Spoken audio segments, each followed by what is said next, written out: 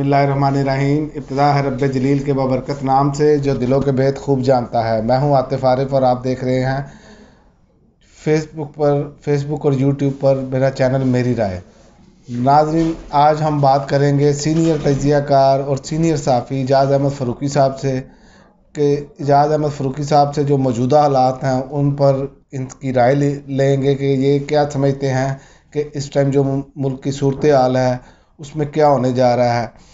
سب سے پہلے تو میں اعجاز فاروقی صاحب سے سوال کروں گا کہ آج عمران خان صاحب نے کہا ہے کہ میرے قتل کا پلان تیار ہو چکا ہے، پلان سی ہے یہ، اور اس کی سازش جو ہے وہ آصف علی زرداری صاحب نے کی ہے اور اس کا پلان سی یہ تیار ہو چکا ہے. جی اعجاز احمد فاروقی صاحب، آپ کیا کہتے ہیں؟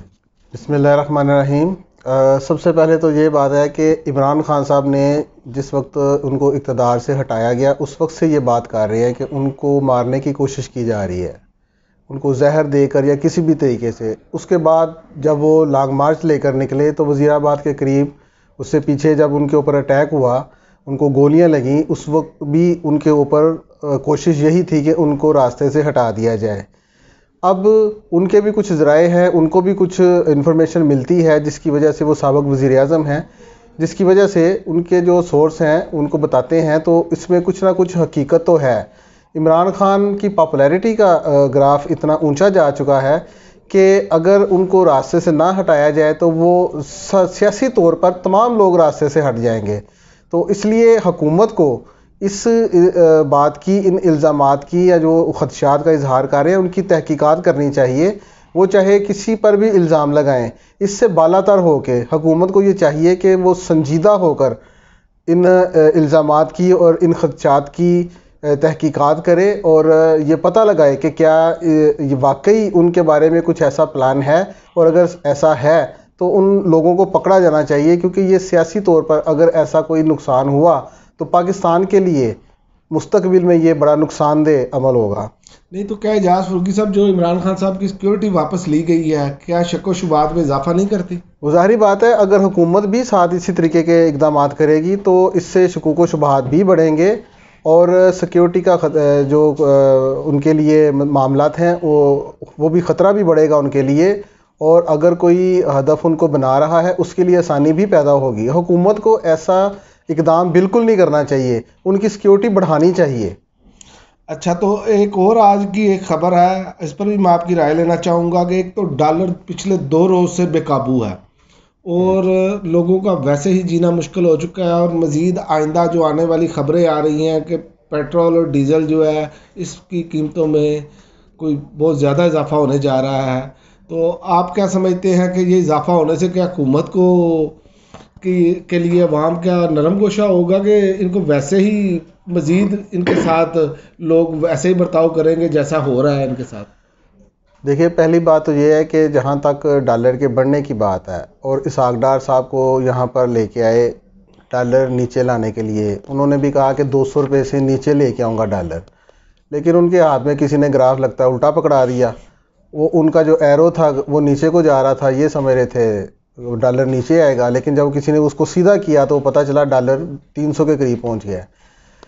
تو نرم گوشہ عوام کسی بھی صورت ایسا ممکن ہی نہیں ہے کہ اگر آپ لوگوں پر زندگی تنگ کر دیں گے، ان کو 2 وقت کی روٹی بھی میسر نہ ہو، وہ بجلی کے بل بھی نہ دے پائیں، تو وہ نرم گوشہ کیسا ہوگا؟ اس لیے تو وہ انتخابات سے راہ فرار اختیار کر رہے ہیں. اور آپ ایک اور بات دیکھیں نا اعجاز فاروقی صاحب، آج اسحاق ڈار صاحب نے ایک اور بیان جاری کیا کہ پاکستان کی جو معاشی ترقی ہے وہ اللہ تعالیٰ کے ذمہ ہے.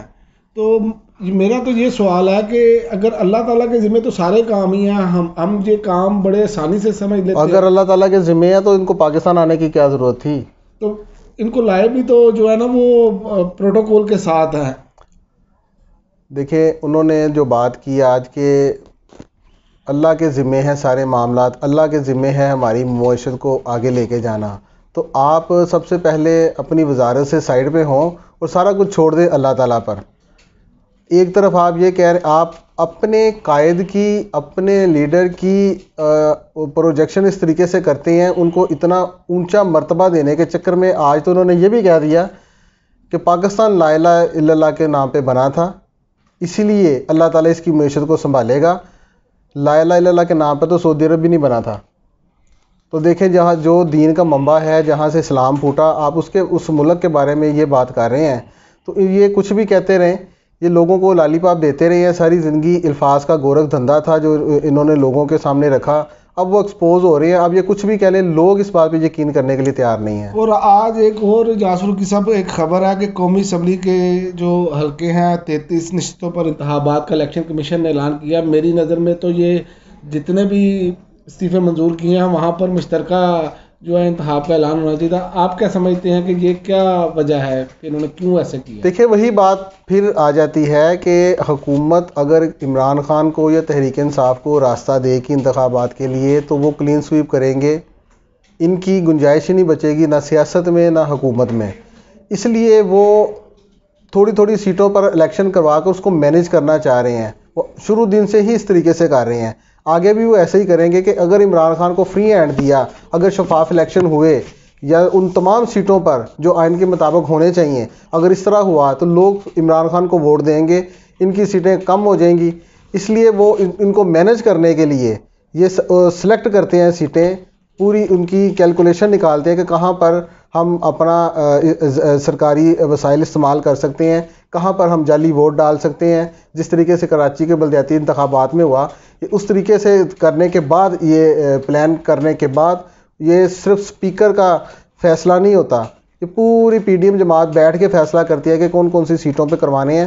عمران خان کو سیاست سے آؤٹ کرنے کے لیے ہی یہ سارا عربہ استعمال ہو رہا ہے۔ اچھا، تو آخر میں آخری سوال آپ سے پوچھوں گا کہ یہ خاص کر ہمارے غریب طبقے کے لیے بہت زیادہ اہم ہے کہ دالوں کا جو آج کی خبر ہے کہ دالوں کا صرف 15 دن کا سٹاک باقی رہ گیا ہے۔ کیا آپ قوم کو کیا پیغام دینا چاہتے ہیں کہ یہ دالیں کیسے سستی ہوں گی؟ آپ کی رائے میں کیا ہونا چاہیے؟ قوم کو کیا کرنا چاہیے؟ ووٹ کے ذریعے تو یہ الیکشن کی طرف جا نہیں رہے، تو قوم لائنوں میں لگی رہے کہ اپنے حق کے لیے باہر نکلے؟ دیکھیں آپ کی رائے میں کیا ہونا اس چاہیے؟ وقت قوم یوٹیلٹی سٹورز کے باہر لائنوں میں لگی ہے۔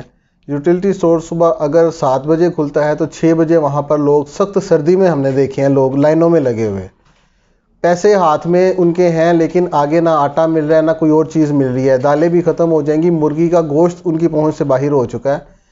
اس طرح ہر چیز، سبزیاں دیکھ لیں، پیاز دیکھ لیں، 300 روپے، پونے 300 روپے کلو فروخت ہو رہا ہے۔ تو لوگوں کو اپنے حق کے لیے نکلنا پڑے گا۔ کب تک وہ پیسے لے کے سڑکوں پہ مارے مارے پھریں گے؟ لوگ مر رہے ہیں لائنوں میں لگ کے، آٹے کی لائنوں میں لگ کے لوگ مر رہے ہیں، حکومت ٹس سے مس نہیں ہو رہی۔ عوام کو اگر اپنا حق لینا ہے تو پھر انہوں نے سڑکوں پہ آنا پڑے گا، یہی لائنیں لگانی پڑے گی، انہوں نے اقتدار کے ایوانوں کی طرف جانا ہوگا۔ ویسے اس ملک کا کچھ نہیں، اگر لوگ بھوکے مریں گے، حکومت ٹس سے مس نہیں ہوگی، ہمارے حکمران ٹس سے مس نہیں ہوں گے۔ اپنا حق لینے کے لیے ان کو سڑکوں پہ آنا پڑے گا۔ بہت شکریہ اجاز فاروقی صاحب، آپ نے اپنے قیمتی وقت سے وقت دیا ہمیں، اور آپ نے اپنی جو قیمتی رائے ہے اس سے آگاہ کیا اور قوم کو بھی آگاہ کیا۔ اب تک کے لیے ناظرین اتنا ہی، اجازت دیجیے، اللہ حافظ۔